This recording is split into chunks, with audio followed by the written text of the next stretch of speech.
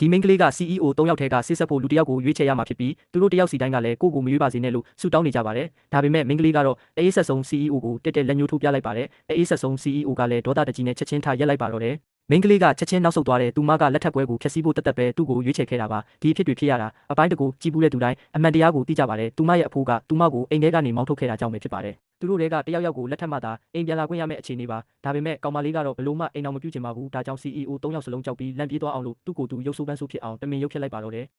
အေးဆက်ဆုံး CEO ရဲ့ဘေးနားမှာသူမကမိုက်မဲစွာပြုံးပြနေခဲ့တယ် CEO ကလည်းမတက်တာပဲလက်ခံလိုက်ရတယ်ဒါပေမဲ့သူ့ရဲ့အိမ်မက်ဆိုးကအဲ့ဒီညကမှစတင်ခဲ့တာပါဘာလို့လဲဆိုတော့မိန်းကလေးကအိမ်မက်လန်းလျှောက်ပြီးသူ့အခန်းထဲရောက်လာလို့ပဲသူမအိပ်ရပေါ်လူလိတ်လိုက်ရာကနေသူ့ CEO ကိုမတော်တဆထိမိသွားခဲ့ပါတယ်အမျက်တတိနဲ့နေတတ်တဲ့ CEO ဟာချက်ချင်းဆိုသလိုအိပ်ရာကနေထထိုင်လိုက်ပါတယ်သူမရဲ့မျက်နှာဖုံးကွာကျပြီးလှပတဲ့မျက်နှာအမှန်ပေါ်နေတဲ့မိန်းကလေးဟာလမ်းဖြတ်ပြီးထိတ်လန့်သွားခဲ့တယ်နောက်လေကထွက်ပြေးဖို့ကြိုးစားခဲ့ပေမဲ့လင်မြန်လာတဲ့ CEO ဟာသူမကိုစက္ကန့်ပိုင်းအတွင်းမှာပဲဖမ်းဆုပ်လိုက်နိုင်ပါတယ်သူမထိတ်လန့်တကြားခြေထောက်ကိုနင်းလိုက်ရမှမတော်တဆသူ့ပေါင်းဘီကိုဆွဲချမိလိုက်တယ်သူမကယူလို့အော်ဟစ်လိုက်တော့ CEO လည်းဘာမှပြန်မပြောနိုင်ပဲဆုံးသွားတဲ့သူတိတ်ဆိတ်စွာပေါင်းဘီပြန်ဝင်နေတော့မှပဲမိန်းကလေးကအခွင့်ကောင်းယူပြီးသူ့အခန်းစီပြေးဝင်သွားခဲ့တယ်နောက်တနေ့မနက်မှာ CEO 2ကထူးဆန်းတဲ့အတန်တွေအကြောင်းထုတ်ပြောလိုက်တယ်မိန်းကလေးကထိတ်လန့်သွားပြီးစားနေတဲ့မနက်စာကိုပါထွေးထုတ်ပစ်လိုက်တယ်ဒါကိုမြင်တော့ CEO 2ကချက်ချင်းသူ့ကိုအပြစ်တင်ခဲ့တယ်မိန်းကလေးကလည်းရှက်ရမ်းရမ်းပြီးညှဉ်းဆန်ခဲ့ပါတယ်ဒေါသထွက်နေတဲ့အေးဆက်ဆုံး CEO ကထွက်သွားဖို့ထရက်ပြီးမိန်းကလေးကိုလိုက်ခဲ့ဖို့အမိန့်ပေးတယ်မိန်းကလေးကပေါင်မုတ်တစ်လုံးကိုအိတ်ထဲထည့်ပြီးလိုက်သွားခဲ့တယ်ကုမ္ပဏီဝင်မှာသူမကိုရင်ဆိုင်တွေ့ပြီးသူမဟာရုပ်ဆိုးရောင်ဆောင်နေတယ်ဆိုတာသူသိနေပြီဖြစ်ကြောင်းထုတ်ဖော်လိုက်တယ်CEO ကတော့သူမရဲ့တကယ်ရည်ရွယ်ချက်ကဘာလဲဆိုတာချက်ချင်းထုတ်ဖော်ပြောခိုင်းခဲ့တယ်မိန်းကလေးကမတိကျင်ရောက်ဆောင်ပြီး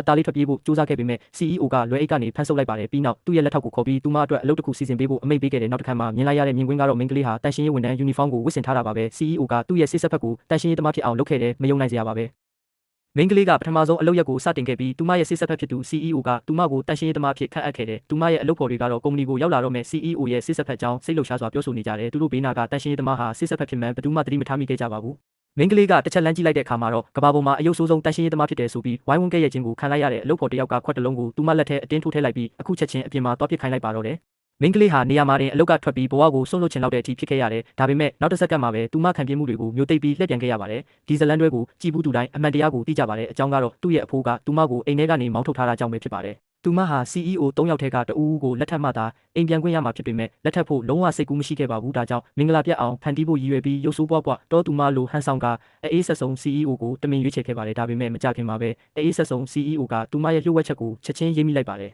သူမရဲ့တကယ်ရည်ရွယ်ချက်ကဘာလဲဆိုတာကိုသိရှိနိုင်ဖို့အတွက် CEO ကသူမကိုရုံးခန်းရဲ့တန်ရှင်းရေးသမားအဖြစ်ခန့်အပ်ခဲ့တယ်။မိန်းကလေးကလည်းသူ့ရဲ့ဆိုးဝါးတဲ့ကံကြမ္မာကိုလက်ခံလိုက်ပါတယ်။သူမဟာခွက်ကိုပြည့်စုံတဲ့သုံးမှတ်တွင်းဘောလိုမျိုးပြပောက်လိုက်ပြီးနောက်တမျက်စီကိုကင်ကစတင်လဲကျင်းပါတော့တယ်။3စက္ကန့်ကြာပြီးနောက်သူမဟာထိုင်ကုန်ပူလေးတစ်လုံးကိုရှာပြီးထိုင်လိုက်တယ်။သူမဘေးနာကရေပုံးတစ်ပုံရုတ်တရက်မှောက်ကျသွားပြီးအလုပ်ဖော်တစ်ယောက်ကိုတိုက်ချကစာရွက်စာတမ်းတွေအကုန်ပြန့်ကျဲသွားစေခဲ့တယ်။ဒါကိုမြင်လိုက်ရတဲ့အခါရန်လိုတဲ့ကောင်မလေးဟာချက်ချင်းဆိုသလိုဒေါသထွက်ပြီးပောက်ကွဲပါတော့တယ်။မိန်းကလေးကတောင်းပန်ဖို့တောင်အခွင့်မသာလိုက်ပဲပါရိုက်ချက်ခံလိုက်ရတယ်ဒီအခါမှာသူမရဲ့ဒေါသစိတ်တွေထားကြွလာခဲ့ပြီးပြန်လဲခုခံအားအပြည့်နဲ့တိုက်ခိုက်ခဲ့တယ်။နောက်ဆုံးမှာတော့ရန်လိုတဲ့ကောင်မလေးကိုအတနာခံတဲ့အထိမရက်မနာတိုက်ခိုက်ခဲ့ပါတော့တယ်။အဲ့ဒီအချိန်တိကျမှာပဲ CEO ကရုံးခန်းထဲကိုဝင်လာခဲ့တယ်ရန်လိုတဲ့ကောင်မလေးကလည်းအခွင့်အရေးယူပြီးတန်ရှင်းရေးသမားကိုလက်ညှိုးထိုးကချက်ချင်းတိုင်တော့ပါတော့တဲ့ဒီစကားတွေကြားတော့မိန်းကလေးကဒေါသနဲ့ပောက်ကွဲလူနီးပါးဖြစ်ခဲ့ပြီးသူမကိုရိုးရောင်ဆောင်တဲ့မာယာများသူလို့အော်ဟစ်လိုက်ပါတယ်မိန်းကလေးဖန်တီးတဲ့ဒီလောက်ရှုပ်ထွေးမှုတွေကြောင့် CEO ဟာအကျင့်ဖြစ်နေပြီးသူမကိုသူ့ရုံးခန်းစီခေါ်သွားခဲ့တဲ့ရုံးခန်းထဲမှာသူမရဲ့လက်ကိုဆွဲကင်ပြီးစပွဲပေါ်မှာဖိချုပ်လိုက်တယ်ပြီးနောက်မင်းရဲ့တကယ်ကိုယ်ပိုင်ထောက်ထားကိုပြောလို့တောင်းဆိုခဲ့တယ်ဘာလို့လဲဆိုတော့တောသူမလေးတယောက်ကဒီလိုတိုက်ခိုက်နိုင်မှာမဟုတ်ဘူးလို့သူသိနေလို့ပဲအဖြစ်မှန်ပေါ်ပေါက်တော့မဲ့အခြေအနေမှာမိန်းကလေးအကြီးကျယ်စိုးရိမ်ပူပန်ခဲ့တယ်သူမကငယ်ဘဝကယောက်ျားလေးတွေနဲ့ရန်ဖြစ်ခဲ့လို့ပါဆိုတဲ့အကြောင်းပြချက်ပေးခဲ့တယ်